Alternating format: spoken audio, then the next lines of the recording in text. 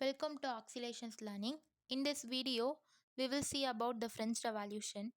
It happened in one fine morning of 14th July 1789 in the city of Paris, where a state of alarm, the rumor spread that king ordered the troops to fire upon the citizens. So nearly 70,000 men and women gathered in front of the town hall to form a people militia. They fought against the king. They went to the city of Bastille, where they destroyed the fortress because they thought that it stood for the despite power of the king. They sold the stone fragments into the market. The revolution happened for the rise in price of the bread, but actually it ended up the monarchy in the French society. So we will see what happened in the late 18th century in the French.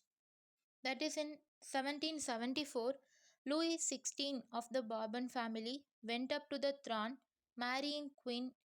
Upon his accession, the new king found an empty treasury due to the long wars in the French society, and also under Louis XVI, France helped the 13 American colonies to gain their independence from the common enemy, Britain.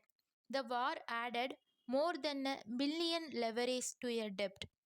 Leverage is a unit of currency in France that discontinued in 1794. So the lenders who gave the state credit now began to raise their interest rate to 10%.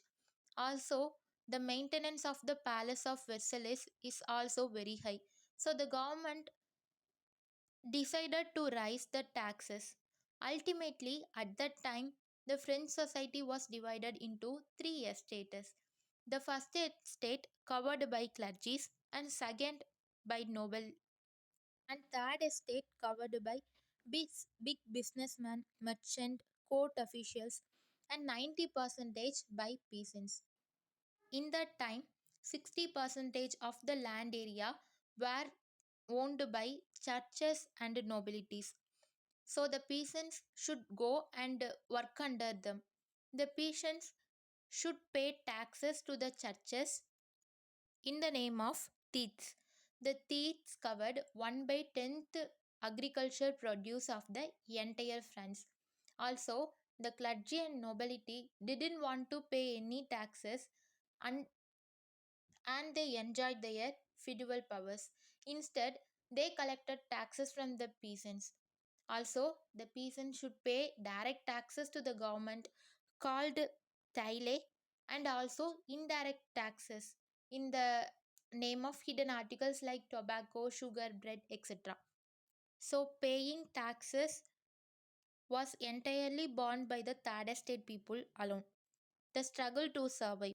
The population in France rose from about 23 million in 1715 to 28 million in 1789. This rapid increase in the population increased the demand of food grains, also increased in the demand of bread. So the price went up high. The third estate people should go and work under their owners, and owners fixed their wages.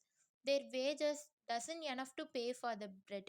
So the gap between the richest and the poor increased rapidly, which led to a substantial crisis in the old regime. In the past, peasants and workers had to participate in revolts against the increasing taxes and the food scarcity. But their lack of means to revolution doesn't affect the government in any case. Also, it doesn't change their economic order. This was left to those groups within the third estate who became too prosperous and had to access education and new ideas. In the 18th century, the emergence of new social groups termed the middle class.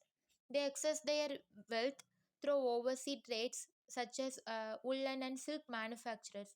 Also, the third estate covered by professionals such as lawyers and administrators who thought that no privileges had to given by birth. It came by the state of merit and education they had. These ideas envisaging the French society was by freedom, and two philosophers put forward the idea in the great means. John Locke and Jean-Jacques Rousseau.